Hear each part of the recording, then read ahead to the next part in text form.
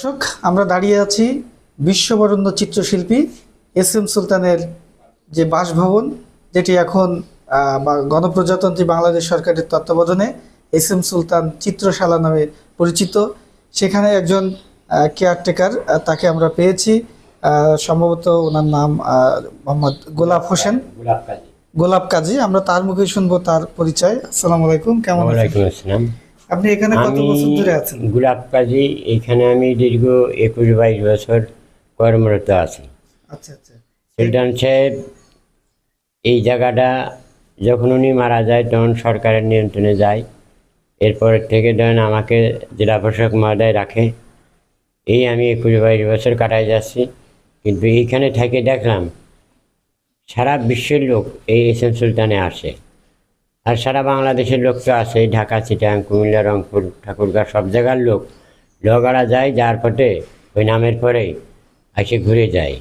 আর ওনার এখানে শিশু বাচ্চাদের ভালোবাসত। ওনার একটা নৌকা আছে, এই নৌকাটা যদি পুনরায় এই যে বর্তমান সরকার মহোদয় যদি একটু উদ্যোগ নিয়ে ওই ট্রলারটার একটা ব্যবস্থা করতো, জনগণেও খুশি হতো। ওইখানে একটা ঘাট পাস হয়েছিল, ঘাটটা যদি করে যেত এতে দর্শকেরও উপকারিত হতো। ওদের টিকিট সিস্টেম তো হয়েছে, টিকিট নিলেও তার দর্শকেরও উপকার হতো, সরকারের পক্ষেও ভালো হতো।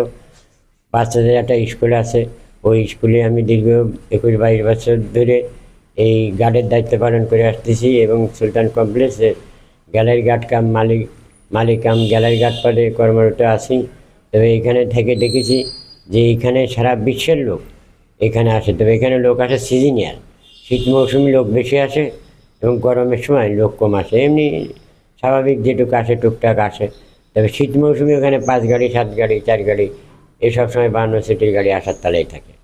তবে এই জায়গাটার পরে সরকার মহোদয় যদি পুনরায় একটা চিড়িয়াখানা ছিল উনি বেঁচে থাকাকালীন, ওই চিড়িয়াখানাটা সরকার মহোদয় যদি একটা ব্যবস্থা করে দিত, সামনে যে জায়গাগুলো অ্যাকোয়ার করেছিল ওই অ্যাকোয়ারগুলো বাস্তবায়ন করে গাড়িগুলি রাখার জন্য একটা ব্যবস্থা করে দিত, এই জায়গা একটা ইনকামের সরকারের বেনিফিটও হতো, 5 জন লোকের কর্মস্থানেরও পথ হতো। যারা পিকনিকে আসে যারা আসে তারা এখানে কোনো রান্নাবাড়ির কোনো জায়গা নাই, তারা বাইরের থেকে পিকনিক করে যার পথে আমাদের এখানে ঘুরে যায়। আমাদের এখানে যদি ঘাটটা করে দেওয়া হতো, ওই ঘাটের ওইখানে রান্নারও একটা ব্যবস্থা করা যায়, যদি করে দিত তাহলে আর ওই লোহাগড়া যেত না।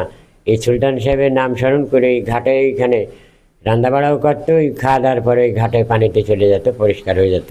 সামনে জায়গাগুলো গাড়ি রাখার জন্যই খুব ভালো ছিল।